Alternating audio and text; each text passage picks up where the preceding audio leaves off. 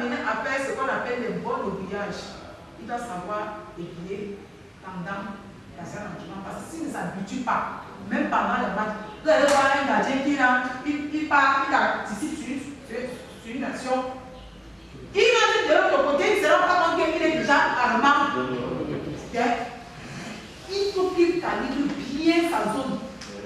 Qu'il ait des bons repères. S'il ne les a pas, si vous n'insistez pas au l'entraînement, ce n'est pas le match que vous allez vous perdre.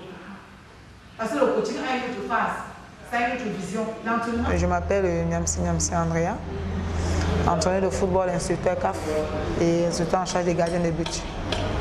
Et le bien fondé de ce cours, c'est tout simplement amener le maximum d'entraîneurs de gardiens de but à prendre conscience que le métier qu'ils ont choisi, c'est un métier.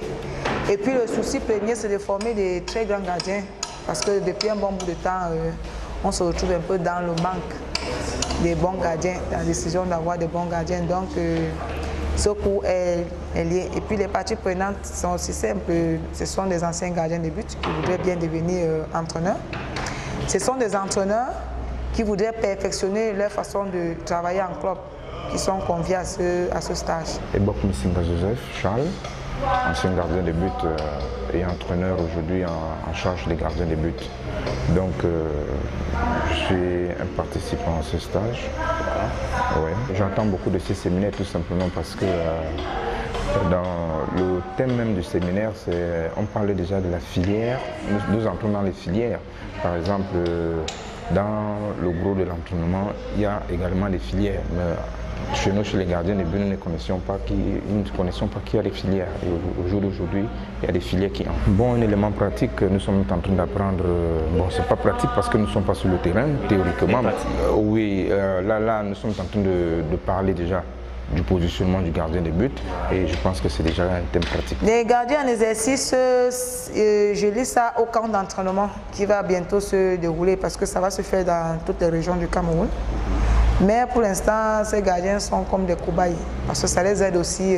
L'objectif est simple, je le disais tantôt, faire comprendre au président des clubs l'importance de l'entraîneur de gardien de but dans une équipe. Ce n'est pas un faire valoir. Mais maintenant, c'est plus ça.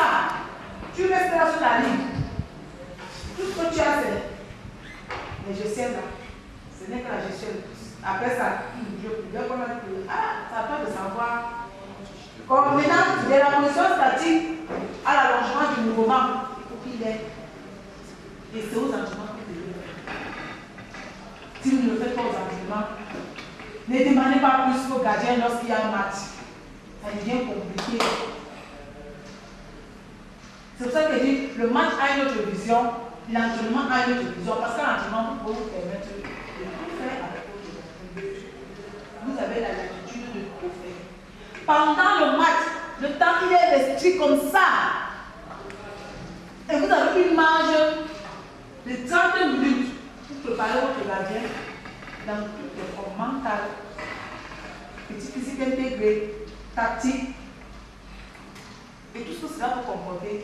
Après ça, et puis dans notre championnat, nous avons remarqué qu'au banc de touche, on a moins d'entraîneurs en charge des gardiens de but. Tout simplement parce que eux-mêmes ne se prennent pas déjà en considération. Ça veut dire que lorsqu'ils arrivent dans un staff, c'est quelqu'un qui vient aider. Et ce n'est pas le cas. Parce que l'entraînement spécifique du gardien de but glomère beaucoup. Et c'est un entraînement très complexe. Et simplement, si on veut le faire, il faut bien s'armer. Je pense que vous serez là pour pouvoir mieux étayer le public. Le gardien met trop l'accent sur la préparation physique, sur la préparation athlétique. Parce qu'aujourd'hui,